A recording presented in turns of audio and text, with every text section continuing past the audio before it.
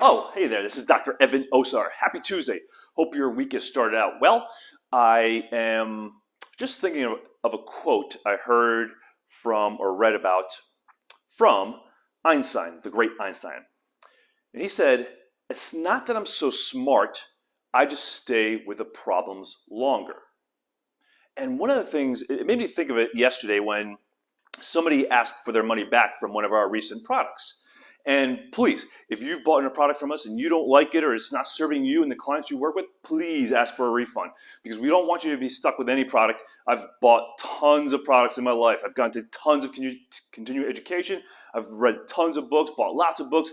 My library is filled with books, and I don't use all of them and don't like every resource. Good morning, Mary Trella. How are you? I told you missed me yesterday. I'll be back with the microphone. Hopefully the microphone's working well. So if you've ever bought anything from us and you don't like it or it doesn't serve you, please ask for a refund. Absolutely. We will give you your money back, no questions asked. But here's what bothered me about her request. She's like, "I've heard Dr. Osar speak and he's just saying the same thing he's always said." Well, you should be happy I'm saying the same thing I've always said. Because if I'm saying something completely different, then you should actually ask yourself, why is Dr. Osar saying something completely different from how he looks at the body? For example, when I go to church, I'm not looking for my pastors to say something completely different. I'm listening for them to say things that I'm familiar with, that I've heard, and maybe hear it in a different light or in different context because maybe I'm older, wiser, had a different life experience. So when you're looking at information, when you're looking for mastery, don't be looking for brand new information. There's very little that's brand new in our field, the health and fitness industry. It's really just regurgitated information and maybe different perspective on it. Or you've seen something or experienced something or you've gotten better at one aspect of what you're doing. So now you're more open and receptive to something else that you're hearing or learning or listening to. So again, as you look and work through this industry, especially the health and fitness industry, I've been doing this for 25 years. That's plus 10 years of education. So 10 years of education plus 25 years of experience. 35 years I've been doing this. Very little new.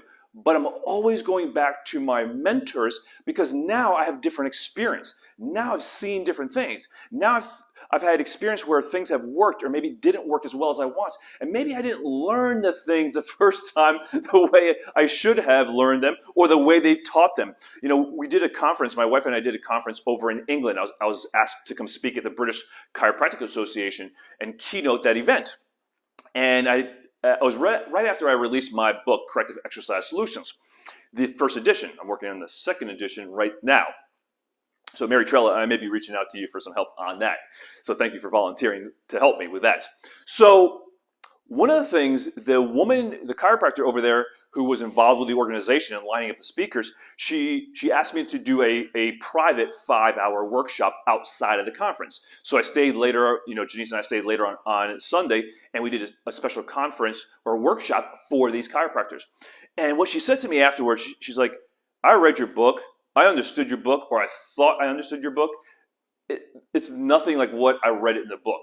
So when we start to think about information and expertise and mastery, sometimes we think we know things or we've heard them. So we're like, hey, I already heard that or I already know it, but do you really know it? Do you really understand it? Can you actually repeat it to someone else and explain it to them in a way that they understand it as well? When you can do that, then you have true mastery of that information. And one of the things that Jill and I, when we're creating Two Anatomy Geeks, we're actually on a brand new series of Two Anatomy Geeks, the anatomy of walking and improving walking, we'll talk about that here in a moment, is we're always reviewing information because I forget things, and Jill reminds me as an anatomy instructor, I forget some things, and Jill reminds me of things I've forgotten. And today we were just reviewing foot muscles. And I'm like, I forget why the interosseous muscles of the foot, how they actually work. So I'm reading about them because I'm like, I forgot. I know what they do, generally speaking. I don't know specifically. And if I'm going to be an expert and teach this information, I need to know more specifics. So we're back in the books looking at and reviewing it and discussing and having dialogue about it before we ever go teach it. So if that's us as instructors, what's the likelihood that a student of ours knows it the way we know it and can explain it to their clients in the same way? So in a nutshell, when you're mastering things, and you guys get this is why you're part of our community, and thank you for being part of our community, you get mastery takes time, it takes energy, it takes effort, it takes a lot of input, learning, relearning, challenging yourself, finding new ways. Just like Einstein said, it's not that he was so smart, he just stayed with the problems longer than anybody else. And that's how we look at the body as well. I work with my clients, I figure out, this didn't work. I thought it was going to work. I got taught it was going to work. It didn't work the way I expected it to. And then I just think about it and over and over and over again, read some books, talk to some people, and find a different way. So that's one of the reasons why it's good to hear information many different times and many different ways until you feel like, hey, I got it. I can teach it to somebody else and feel real competent with it. So that's number one. Number two, I guess the second thing is to talk about this new series of Two Anatomy Geeks. And yesterday, sorry about yesterday, if you were on Facebook Live yesterday, I didn't have a microphone on, so the acoustics were all bad. So I want to repeat what I said yesterday and just go over that exercise again. One of the things that when we're looking at walking, number one, obviously, we need our clients to walk more. So yes, quantity of walking is important. But if you actually look at some of the research, there's a research article that I mentioned in last week's episode of Two Anatomy Geeks that looked at people that got coronavirus. So they looked at, obviously we know that there's high risk factors. If you have comorbidities, if you're overweight, you got heart disease, lung disease, other comorbidities, you're more likely to going to get COVID and or have serious impacts from COVID, okay? So that's not any debate, it's just the reality of it. Well, this study actually looked at, it came out in 2021, it looked at walking speed independent of someone's weight. So it didn't matter if somebody was good weight, an average weight, a healthy weight, or obese. It did not matter on their severity of the disease and or the mortality of the disease. What they actually related it to was their walking speed. It was the speed that the individual walked that actually linked to whether they got the disease, how serious they got from it, and if they actually died from it. To me, that's huge for us because it sort of piggybacks off a study I found a couple years ago that said basically the same thing. It was a self-reported study on individuals and their walking speed, and people that walk faster live longer, have a lower cause of all mortality. So the faster you walk, the healthier you're going to be, the longer you're going to live. And that's one of the reasons why so many people go to assisted living and can't live in their house on their own anymore. It's because they have the risk of falling, they have postural issues, they have balance issues, and they have walking speed issues. So if we can help our clients walk faster, we're going to help them in so many ways, and especially the longevity, the sustainability they're going to have, the independence that they have. So one of the things we can do, last time we talked, I should say in episode number 1 of Two Anatomy Geeks, we talked about how the pelvis and SI joint relates to stability and allowing that, or I should say enabling more optimal pelvic stability and sacroiliac joint function to help increase walking speed. Well, one of the things that we don't think about a lot is how breathing, so that's the secret, breathing can impact walking speed. So how does breathing impact walking speed? Well, when we think about stability of our core, and when we think core, it's the thoraco-pelvic cylinder. It's not just right here, it's this whole cylinder. So how can we impact stability of this cylinder? Well, number one, we can create better pressure regulation, and that's through more optimal 3-dimensional breathing. So how does that relate to walking speed? When we walk, we need to be able to walk and transfer, rotate over the forward leg, and then counter-rotate over the opposite leg. The faster and more efficient we do that, the better our walking is going to be. The faster we're going to be able to walk.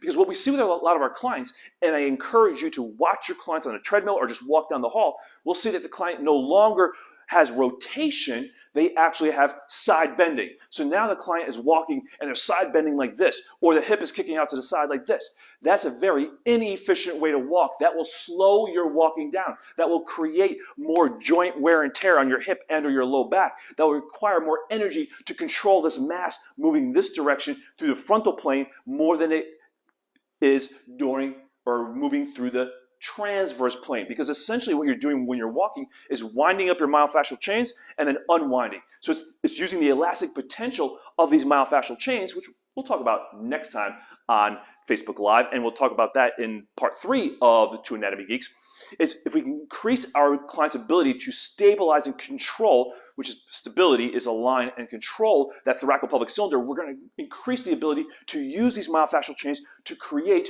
rotation. So one of the things we do is teach our clients how to breathe, align and breathe, and then also how to increase stability through using a little bit more of a higher level stability strategy. So here, do this with me. Do this assessment with me. So one of the assessments, again, this is not real walking. So I'm not trying to imply that this is what you do during walking, but take a step onto your leg. So take a step forward onto your leg and step and hold that position. Okay, so do that again. Same leg. Step, hold that.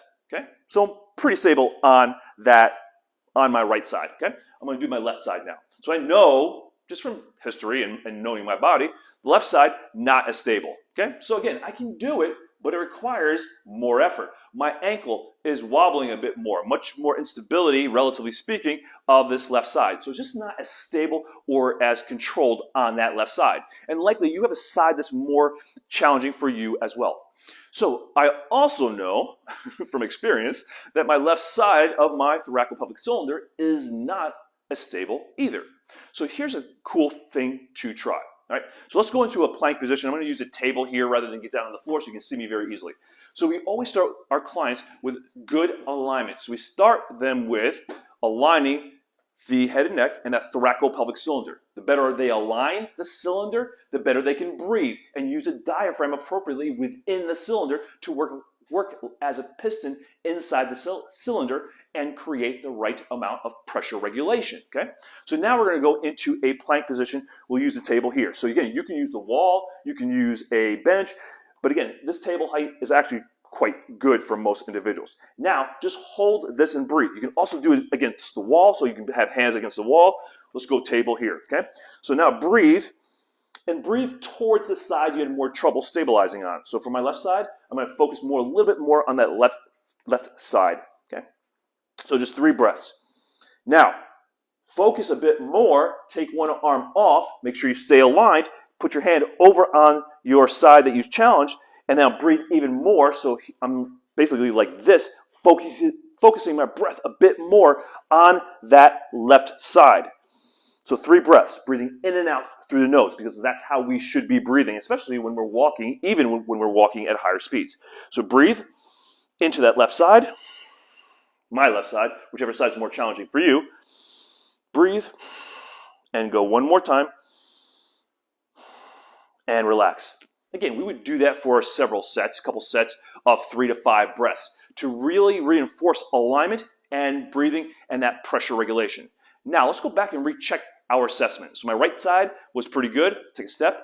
Right side, still good. In fact, it actually feels a bit better on that side, even easier to stabilize on that side. Left side was a bit more challenging. So step, knee comes up, and much better. Now I just step into it, stabilize, it locks right in. I just feel taller, longer, and when you're walking and transitioning to single leg stance, you should see your client's head get longer. As they transition, head should get longer, not shorter. Shorter means they're compressing down. They're trying to stabilize by compressing, using a lot of muscle effort to come down. Again, very inefficient way to walk. So, quick, easy way to assess and to use breathing in a plank or modified plank position to increase that stability of that thoracolpelvic cylinder and increase walking efficiency. Lastly, third thing for you today is a big shout out to all the women in my life, the women in the world that do so much for our society, do so much personally. You know, I was obviously born to a woman, but then I was put up for adoption at a very early age. I was adopted by my parents, So I'm very appreciative of my adoptive mother, who was very instrumental in making sure that adoption happened. And then I wasn't super close to my mother. You know, my sister is my godmother. My older sister is my godmother, and she was really the mother I was supposed to have. And I can look back now and say, you know, she was so instrumental in my life, so special. She was a mother I was destined to have. She had no kids of her own. So, you know, so I really love you and appreciate you, Sylvia, for being my godmother, being there and believing in me when I didn't believe in myself. So thank you for that. And I think about all the great women I've had in my life. I have 6 sisters, so lots of women in my life from the get-go. My 2 mentors, Diane Lee, Dr. Linda Joy Lee, both from Canada, physiotherapists from Canada, highly influenced me, my approach to the body, and continually give me inspiration. Immaculate Ilibagiza, you may know her story. She's a Rwandan survivor. She prayed to God, and she hid in a room for 90 days with 7 other women as the killers were outside her house. You know, and when she was confronted with the people that killed her family, literally killed her family and so many in her community, she basically forgave them. She literally forgave them. And, you know, I draw inspiration from her because I want to be more like that. I want to be more forgiving and loving like Immaculate Ilibagiza. And, of course, my wife, the most amazing woman I know, and who has supported me and helped me become the leader for our community and just a better person. I'm a better person because I'm married to Janice, so thank you for that as well. And the women I work with, you know, I got Jill and Tanya and Sarah and Karen and Mary Trilla, my roommate, who's helped me so much over the years as well. Just super blessed to be surrounded by so many amazing women who've made such a difference in my life, who have supported me, loved me, challenged me all along the way. So I want to thank, if you're a woman watching this, thank you for all you do for your community as well. And, you know, make it a great day. And we really, there's so many of us that truly appreciate what you guys do and what you guys are about. So thank you for that. Thank you for allowing us to share this information with you, sharing our lives with you, and sharing this journey that we have here together. So this is Dr. Evan Osar with Integrative Movement Insider.